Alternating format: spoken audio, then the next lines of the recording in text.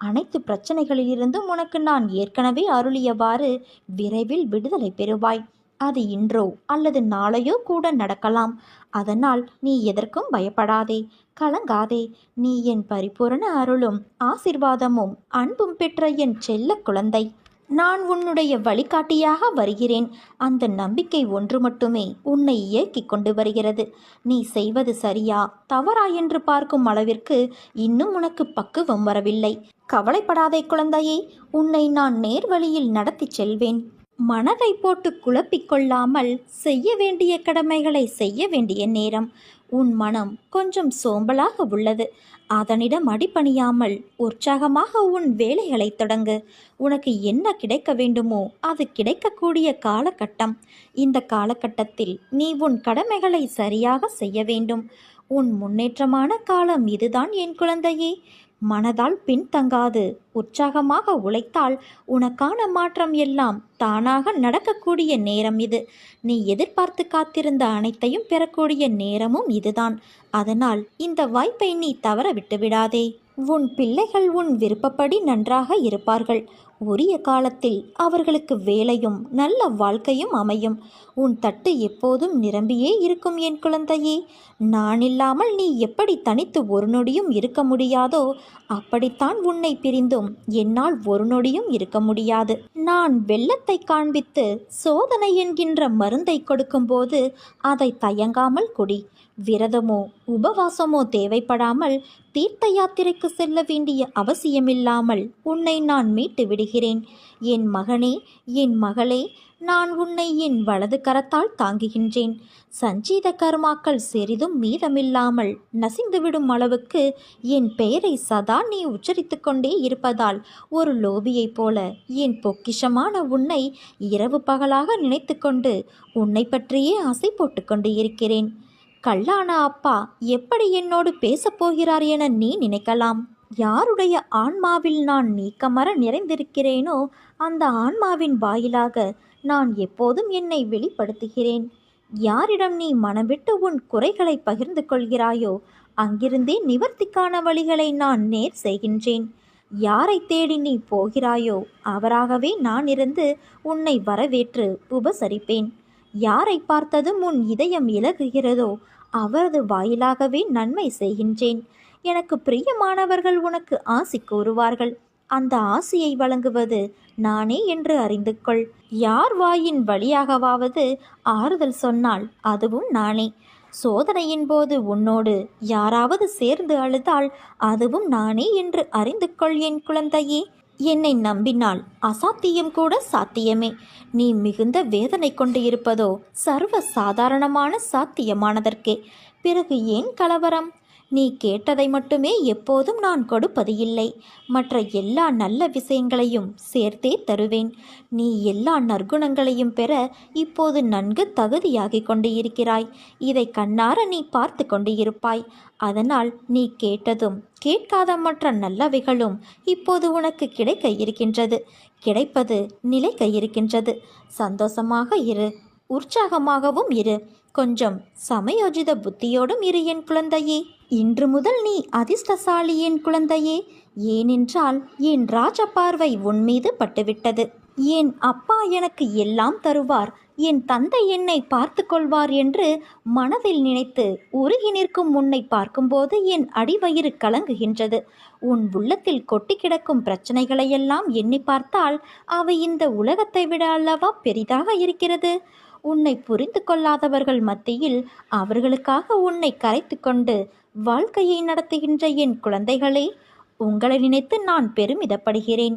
நாள்தோறும் சிக்கல்கள், குடும்பத்தில் பிரச்சனை, நிராகரிப்பு, என்றைக்கு என் பிரச்சனையை தீர்த்து வைப்பாய் என்று ஏக்கத்தோடு என்னை பார்த்து ஓசையின்றி உள்ளத்தால் நீ அழுவதை காணும் போதெல்லாம் நான் மெழுகை விட மேலாக உருகி கொண்டு இருக்கின்றேன். என் கண்களிலிருந்து ஆராய் பெருகும் சூடான நீரினால் உன் கரும வினைகளை நான் கழுவி கொண்டு இருக்கிறேன். உன்னை நான் எப்படி மறப்பேன்? உன் வேண்டுதலை கேட்டும் கேட்காமல் நான் எப்படி இருப்பேன்? உன்னை மறந்து நான் வேறு யாருக்கு அருள் புரியப் போவேன் என் செல்ல குழந்தையே? உன் மனக்குமுறல்கள் என்னை அசைக்கும்போது நான் நிம்மதியாக உறங்க முடியுமா சொல்? நிதானமாக நான் எப்படி இருக்க முடியும்? உன் மனதில் உள்ள குறைகளை புரிந்து கொள்ள முடியாத மனித ஜென்மங்களின் மத்தியில் நீ படுகிற அவஸ்தை அவர்களுக்கு புலப்படாது. நீ அவர்களை பற்றி கவலைப்படாதே. உன்னிடம் கை நீட்டி வாழும் அளவுக்கு உன்னை வைத்து இருப்பேனே தவிர நீ சென்று அவர்கள் வீட்டு வாசலில் நிற்குமாறு நான் வைத்திருக்க மாட்டேன். என்னை நோக்கி நீ வேண்டுதல் செய்ய துவங்கிய அந்த நேரத்திலேயே உனக்கு பதில் தரும் வேலையையும் நான் துவங்கிவிட்டேன். அதனால்தான் நீ சோதனைகளை அனுபவிக்கிறாய் என்பதையும் உனக்கு பலமுறை அறிவுறுத்தி வைத்திருக்கின்றேன். இப்போது அதை உனக்கு நான் நினைவுபடுத்துகிறேன். உன்னை சுத்தமாக்குகிறேன் குழந்தையே. இப்போது நீ கர்மவினை என்ற குப்பைகளாலும் மாயை என்கின்ற அழுக்குகளாலும் முற்றிலும் மாசுபட்டு இருக்கிறாய்.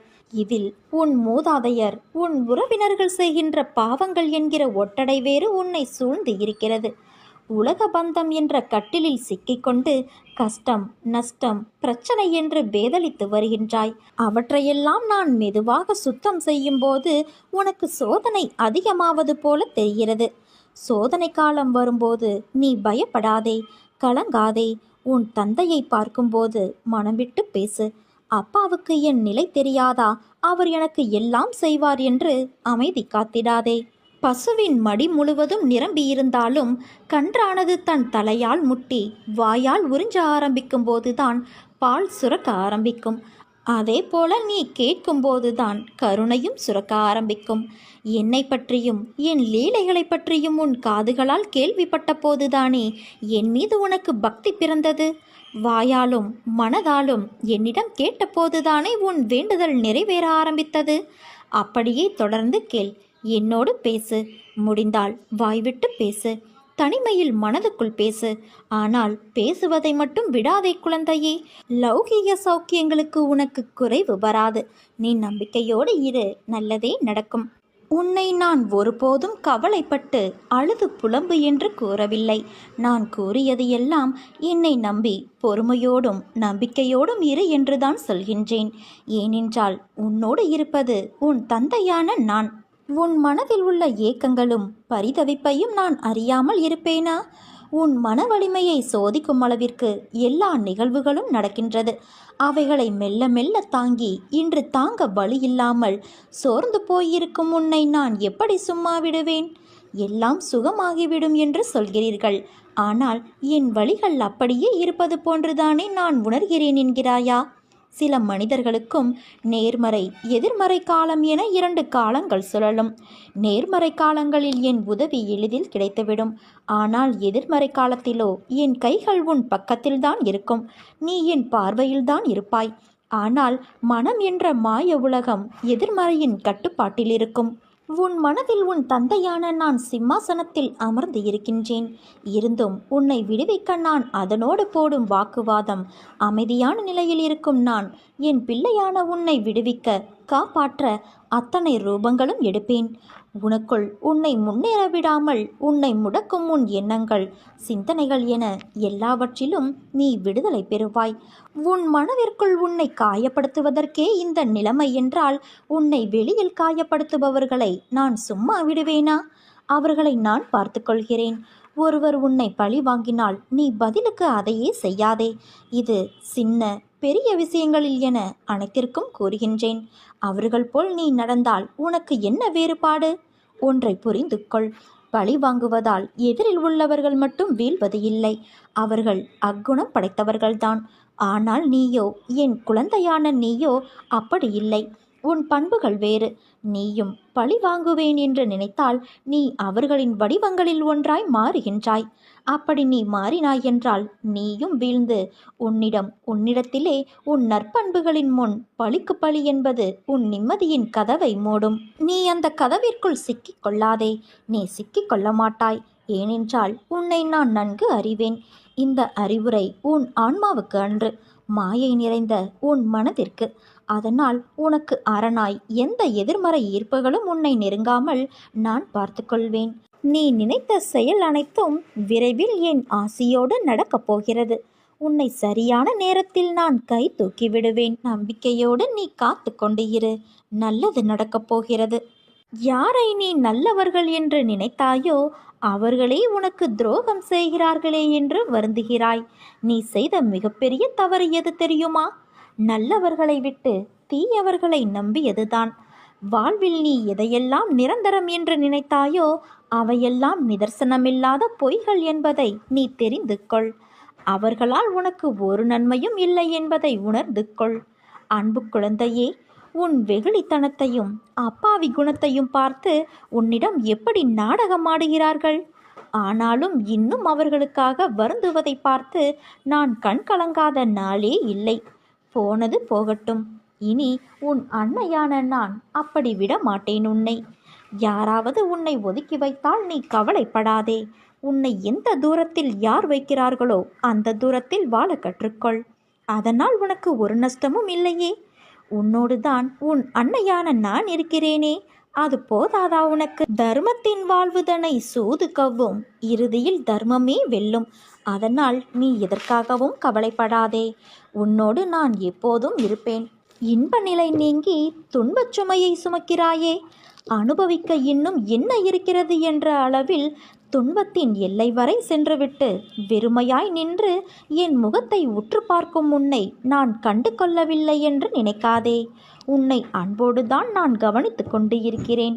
உனது இழப்புகளை திரும்பி பார்த்தால் என் மனம் கூட நடுங்கத்தான் செய்கிறது.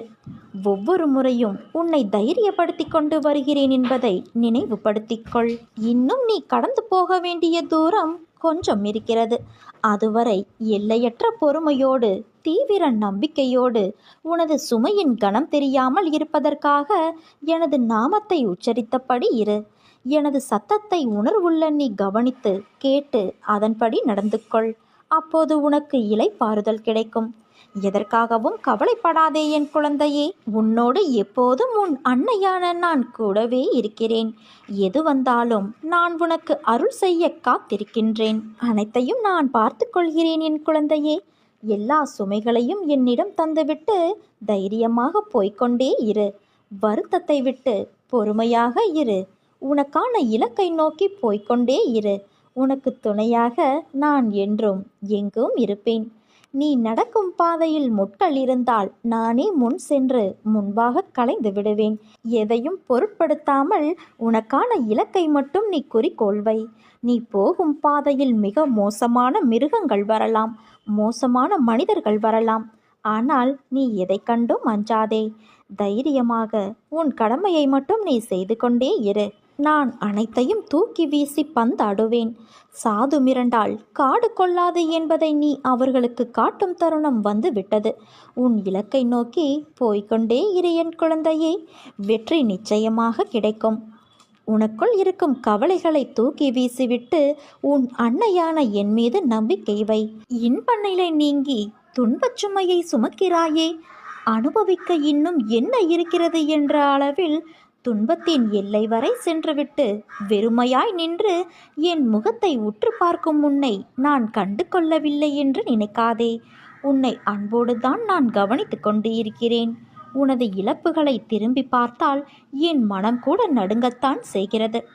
ஒவ்வொரு முறையும் உன்னை நான் தைரியப்படுத்தி கொண்டு வருகிறேன். அதை நீ நினைவில் கொள். இன்னும் நீ கடந்து போக வேண்டிய தூரம் கொஞ்சம் இருக்கிறது.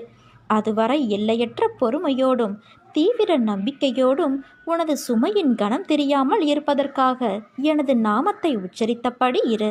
என் சத்தத்தை உணர்வுள்ள நீ கவனித்து கேட்டு அதன்படி நடந்து கொள்.